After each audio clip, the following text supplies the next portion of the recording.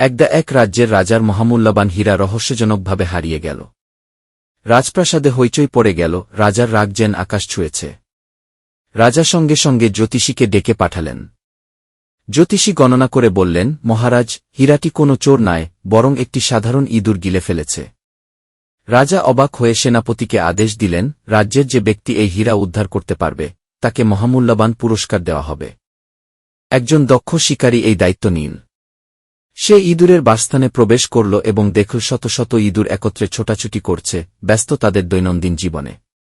কিন্তু একটা ইঁদুর আলাদা, সে এক কোণে বসে, যেন সে বাকিদের থেকে ভিন্ন।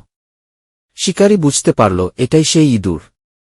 সে ধীরে ধীরে এগিয়ে গিয়ে ইঁদুরটিকে ধরে ফেলল এবং তার পেট চিরে হীরার টুকরো উদ্ধার করল।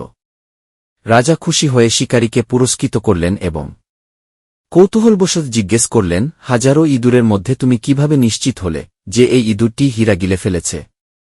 শিকারী হেসে বলল, মহারাজ, এটা খুবই সহজ। মূর্খ যখন হঠাৎ বিত্তবান হয় তখন সে নিজেকে অন্যদের থেকে আলাদা মনে করে। সে তার সমাজ থেকে বিচ্ছিন্ন হয়ে পড়ে এবং অহংকারে ডুবে যায়। এই ইঁদুরটিও তাই করেছিল। হীরার মালিকানা পেয়ে নিজেকে রাজা ভাবতে শুরু করেছিল এবং সাধারণ ইঁদুরদের থেকে আলাদা বসেছিল। অহংকার, লোভ এবং নিজেকে অন্যদের থেকে বড় মনে করার প্রবণতা একজনকে ধ্বংসের দিকে নিয়ে যায়। প্রকৃত ধনী সেই যে বিনয়ী থেকে নিজের জ্ঞানের আলোতে পথ চলতে জানে। বন্ধুরা, জীবনে সম্পদ, খ্যাতি বা ক্ষমতা যখনই আসুক, বিনয় কখনো ছাড়বেন না। অহংকারই পতনের মূল কারণ। যদি গল্পটি ভালো লেগে থাকে তাহলে লাইক দিন, শেয়ার করুন এবং আমাদের চ্যানেল সাবস্ক্রাইব করতে ভুলবেন না। দেখা হবে পরবর্তী অনুপ্রেরণামূলক ভিডিওতে।